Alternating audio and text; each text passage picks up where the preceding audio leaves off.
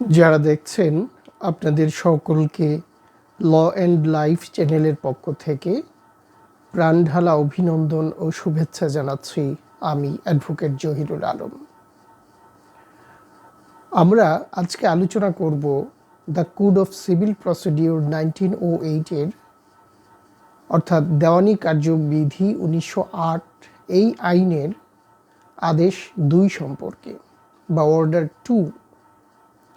আমরা আমাদের এই চ্যানেলে ইতিপূর্বে এই দেওয়ানি কার্যবিধির যে ধারাসমূহ রয়েছে সেই ধারাসমূহ সম্পর্কে মোটামুটিভাবে অনেকগুলো পর্বে আলোচনা করেছি এবং যে আদেশ রয়েছে, আদেশসমূহ রয়েছে, সেই আদেশসমূহের মধ্য থেকেও অনেকগুলো আদেশ নিয়ে আমরা আলোচনা করেছি। বিশেষত আমাদের ধারা, গুরুত্বপূর্ণ ধারার সাথে মিল রেখে কিছু আদেশ নিয়ে আমরা ইতিপূর্বে আলোচনা করেছি, ওগুলোর সমন্বয় রাখার জন্যে, যেমন 21 নম্বর আদেশ বা অর্ডার 21, তারপর আপিলের যে আদেশসমূহ আছে, রিভিউ, রিভিশন, এগুলো নিয়ে আমরা 41 থেকে 46 ওখানে কিছু আদেশ নিয়ে আলোচনা করেছি, যেগুলো আসলে ধারাবাহিক ছিল না, কিন্তু আমরা ধারার আলোচনাসমূহ ধারাবাহিকভাবে করেছি। পরবর্তীতে আমরা 1 নম্বর আদেশ নিয়ে আলোচনা করেছি, আজকে আমরা 2 নম্বর আদেশ নিয়ে আলোচনা করব। মূলত আমার এই ভিডিওর আলোচনা করার বা এখানে আমি যে বিষয়গুলো নিয়ে কথা বলি সেগুলোর উদ্দেশ্য হচ্ছে আমরা যারা আগামী দিন অ্যাডভোকেট হতে যাচ্ছি বা বার কাউন্সিল পরীক্ষা দিতে যাচ্ছি, কিংবা আমরা যারা ওকালতি পেশায় নিয়োজিত আছি, আমাদের ধ্যান ধারণাকে আর একটু শানিত করা, আমাদের যে প্রায়োগিক আইন রয়েছে সেই প্রায়োগিক আইনের ধ্যান ধারণাসমূহকে তীক্ষ্ণ করা। মূল বিষয়টা হচ্ছে আমরা যখন আদালত পাড়ায় বিভিন্ন মোকদ্দমা নিয়ে কাজ করি, তখন আমরা অধিকাংশ ক্ষেত্রে যেটা করি সেটা হচ্ছে অন্যকে দেখে বা সিনিয়রদেরকে দেখে সেটাকে অনুসরণ করি। আমি এটাকে খারাপ বলছি না, নিশ্চয়ই আমরা সিনিয়রদেরকে দেখে সেই অনুযায়ী আমরা আলোচনা করব বা আগাবো, কেননা আইন পেশাটাই হচ্ছে গুরুমুখী বিদ্যা বলা হয় এটাকে। পাশাপাশি আমাদের মূল যে আইন বই আছে, যে আইনকে আমরা ওখানে চর্চা করি, সেটা সম্পর্কে একটা ধারণা থাকতে হবে। এবং এই জায়গাটার মধ্যেই আমাদের সমস্যাটা তৈরি হয়। আমরা ছাত্রাবস্থায় পড়াশোনা করি কিংবা বার কাউন্সিলের সনদ নেওয়ার জন্য পড়াশোনা করি, কিন্তু সনদ নেয়ার পরে যখন আমরা প্র্যাকটিসে যাই, বেশিরভাগ আইনজীবী আমরা পড়াশোনা করতে চাই না।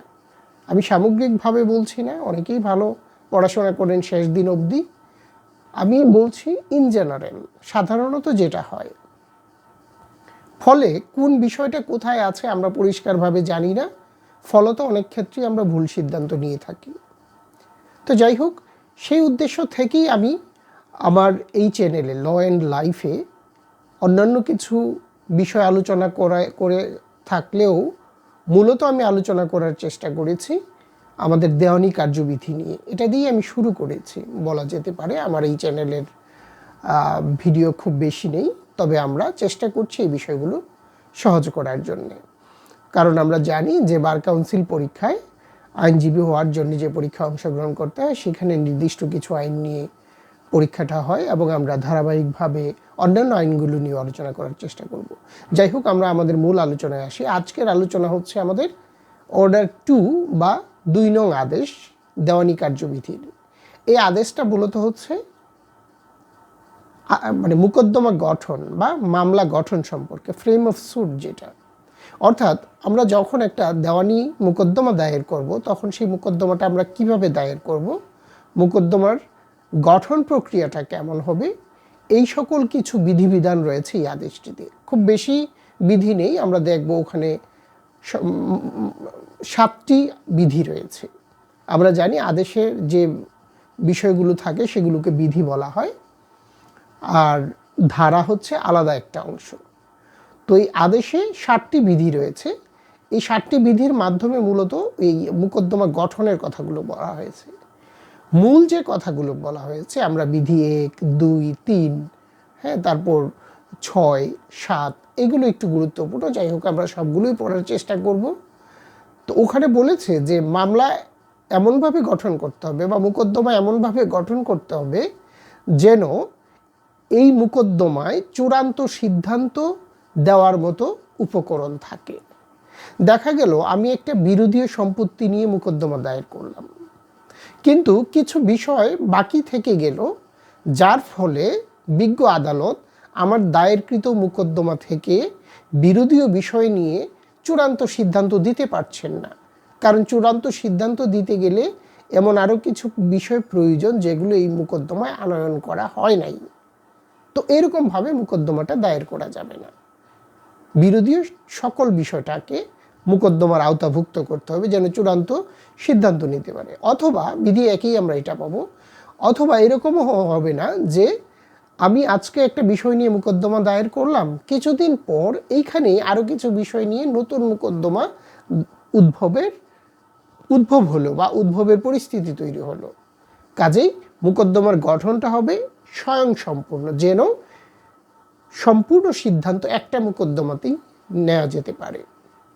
তারপর হচ্ছে এই মোকদ্দমায় আমার যা যা দাবি আছে সকল দাবি কিন্তু একসাথে করতে হবে।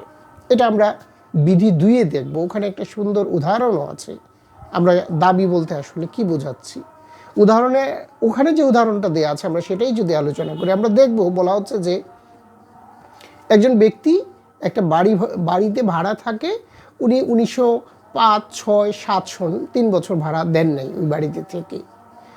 1908 সনে, এটা আমাদের মূল বইয়ে যে উদাহরণটা আমি সেটাই বলছি, 1908 সনে এসে কি করলেন, যিনি মালিক তিনি ওই বকেয়া ভাড়া উদ্ধারের জন্য একটা মোকদ্দমা দায়ের করলেন, যেখানে উনি 1906 সনের ভাড়া শুধু দাবি করলেন।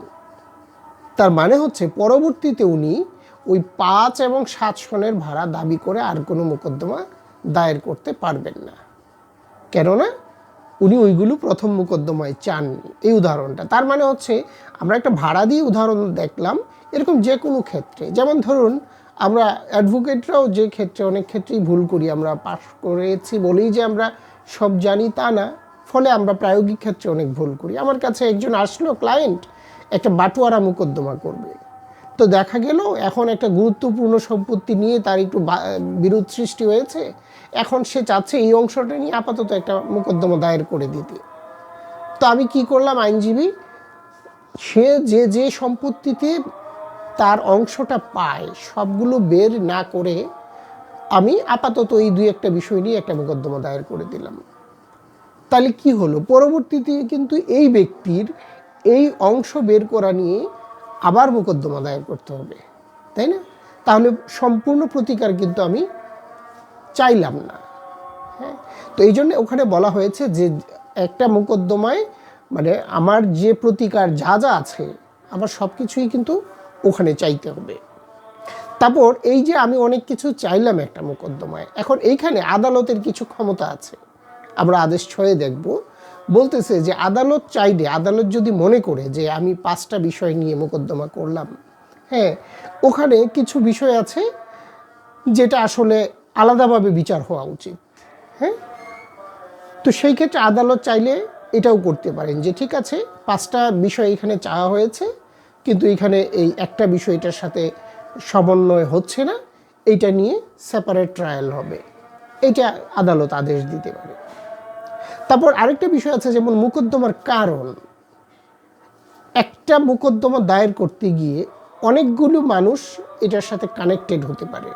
দেখা গেল আমি একটা সম্পত্তি নিয়ে মোকদ্দমা দায়ের করব, এই সম্পত্তিতে একজন মানুষ দখল করেছে, এসে জবরদখল করেছে আমার সম্পত্তির একটা অংশ, আরেকজন মানুষ এই সম্পত্তিরই একটা অংশ দীর্ঘদিন ধরে তার এটা সে ভূমিহীনে একজন নিয়েছে, তার কাছ থেকে কিনেছে, এটসেট্রা এটসেট্রা, এরকম কোনো একটা অজুহাত দিয়ে সে মানে আপাত দৃষ্টিতে বৈধ মনে হয় এরকমভাবে জমিটা ভূখ দখলে আছে। তাহলে ওই ব্যক্তি ভিন্ন কারণে জমিটা দখল করে আছে, এই ব্যক্তি ভিন্ন কারণে জমিটা দখল করে আছে, আর একজন হয়তো দখল টখল করে না, আমার সম্পত্তির একটা অংশ নিয়ে আমাকে হুমকি দিচ্ছে দখল করবে। তাহলে এখানে কিন্তু অনেকগুলো কারণের ব্যাপার আছে। কিংবা আরেকজন ব্যক্তি কি করছে, আমার সম্পত্তিটা দখল করে নেয়, বাট সম্পত্তিটার অনিষ্ট সাধন করতেছে, কিংবা এটা অনিষ্ট হয় এরকম একটা কাজ করতেছে। তাহলে এই যে একই মোকদ্দমার অনেকগুলো কারণ, এখন আমি ভিন্ন কারণের জন্য ভিন্ন করে ফেললাম। আমরা যদিও প্রায়োগিক ক্ষেত্রে অনেক ক্ষেত্রে আমরা এগুলা করি, কিন্তু বাস্তবতা হচ্ছে বা আইন যেটা বলে যে সকল কারণকে একীভূত করতে হবে, করে একটা মোকদ্দমায় সেই ব্যাপারটাকে হাজির করতে হবে। তো এই যে বিভিন্ন দিক, একটা মোকদ্দমা গঠন করার যে বিভিন্ন বিষয়, এই বিষয়গুলো নিয়েই হচ্ছে আমাদের আদেশ 2। যেমন বার কাউন্সিলের বা জুডিশিয়ারির লিখিত পরীক্ষায় প্রশ্ন আসতেই পারে যে একটি মোকদ্দমা, একটি দেওয়ানি মোকদ্দমা দায়েরের ক্ষেত্রে আপনি কি কি বিষয় গুরুত্বের সহিত বিবেচনা করবেন, সংশ্লিষ্ট বিধিবিধানের আলোকে ব্যাখ্যা করুন, হতে পারে একটা প্রশ্ন। সেই ক্ষেত্রে আমাকে কি করতে হবে, এই অর্ডার 2 এর আবার রুল 1, রুল 2, 3, 5, 6, 7, 4ও কিছুটা আছে, এগুলোকে আমার নিয়ে আসতে হবে। এনে আমি যখন ব্যাখ্যাটা দিব তখন এটা আমার একটা সুন্দর আনসার হবে। ইভেন আমি যখন আইনজীবী হিসেবে কাজ করব তখনও আমি যে কোনো মোকদ্দমা গঠন করার প্রশ্নে এই ব্যাপারগুলো কিন্তু আমি বিবেচনা করতে পারবো। কাজেই আমাদেরকে চেষ্টা করতে হবে আমরা যেন আইনজীবী হিসেবে ভালো আইনজীবী হই, আমরা যেন আইনের ছাত্র হিসেবে একজন পড়ুয়া ছাত্র হই, এবং শুধুমাত্র আমরা বার কাউন্সিল পাশ করার জন্য না পড়ে আমরা চেষ্টা করব প্রত্যেকটা বিধিবিধানের মধ্যে কি বিষয়গুলো বলা আছে সেগুলো সম্পর্কে একটা ধারণা রাখার। সাধারণত আমাদের আইন শিক্ষার্থীদের ক্ষেত্রে যে সমস্যাটা দেখা দেয়, আমরা দেওয়ানি আইনটাকে একটু কঠিন মনে করি, বা দেওয়ানি আইনটাতে আমরা আপাতত যে ধারণা প্রচলিত আছে আমি সেটার কথা বলছি, আমরা অনেকেই দেওয়ানি আইনের দিকে যেতে চাই না, বা দেওয়ানি প্র্যাকটিসটাও অনেকে করতে চাই না। আদালতে গিয়ে দেখা যায় বেশিরভাগ মানুষই আমরা ক্রিমিনাল প্র্যাকটিসের দিকে আমরা ঝুঁকে পড়ি। আমি ভালো মন্দের তুলনা করছি না, আমি জাস্ট বলছি এই যে অনেকের ক্ষেত্রে, আবার অনেকে এটার মধ্যে আগ্রহও পায়, এই যে অনেকের ক্ষেত্রে ভীতিটা বা অনেকে এটাতে না যেতে চাওয়ার কারণ হচ্ছে, কারণ যখন আমরা আইনের ছাত্র হিসেবে আমি একটা বিধি খুলি, আমি একটা আদেশ পড়তে যাই, তখন আমি যখন ছাত্র তখন আমি বুঝতে পারি না, আমি এটাকে বাস্তবতার সাথে রিলেট করতে পারি না, ফলে আমি ব্যাপারটা আমার কাছে কঠিন মনে হয়, দুর্বোধ্য মনে হয়। তাছাড়া আইনের ভাষাগুলো একেবারে বিছানো গোছানো এরকম হয় না, যেহেতু কিছুটা কাঠখোট্টা মনে হয়, সেই ক্ষেত্রে আমরা যারা ছাত্র আমরা তখন পড়তে চাই না। আমি মনে করি যে এটা আমি কি পড়বো বা এটা থেকে কী হবে, আমি ওই চিন্তাটা করতে পারি না যে কী ধরনের প্রশ্ন আসতে পারে, প্রায়োগিক ক্ষেত্রে এটার কী মিল আছে, সামঞ্জস্য আছে, সেটা আমরা রিলেট করতে পারি না। ফলে আমি যে চেষ্টাটা করছি এই চ্যানেলে বা আমার এই ভিডিওতে কিংবা এই সম্পর্কিত আলোচনাগুলোতে, সেটা হচ্ছে যে এক একটা আদেশ কিংবা কিছু যে ধারার গুচ্ছ আছে বিভিন্ন টপিকের অধীনে, ইতিপূর্বে আমি আলোচনা করেছি বিভিন্ন ধারাগুলো, এবং এখন যেটা চেষ্টা করব আমরা সবগুলো আদেশ নিয়ে আলোচনা করব। এক একটা আদেশের বিষয়বস্তুটা কি কথাটা বলেছে, ধারা মানে আদেশের ভেতরে যে বিধিগুলা ওগুলোকে কানেক্ট করব, পাশাপাশি এগুলো আমাদের প্রায়োগিক ক্ষেত্রে কিভাবে আমরা প্রয়োগ করতে পারি সেটাও আলোচনা করব। পাশাপাশি আমরা এই বিধির যে কথাগুলো আছে সেগুলোকে কিভাবে আমরা পরীক্ষার খাতায় উত্তরে আমরা দিতে পারি, কিংবা কী ধরনের প্রশ্ন আসতে পারে, এই আঙ্গিক থেকেও আমরা আলোচনা করার চেষ্টা করব, যেন আমরা একজন আইনজীবী হিসেবেও আইনটাকে বুঝতে পারি, যেন আমরা একজন শিক্ষার্থী হিসেবেও আমরা আমাদের শিক্ষাটাকে পূর্ণাঙ্গ করতে পারি, এবং আমরা ভালো একটা পরীক্ষার প্রস্তুতি নিয়ে একটা ভালো পরীক্ষা দিতে পারি। সবার জন্য শুভকামনা, সবাই ভালো থাকবেন, ধন্যবাদ।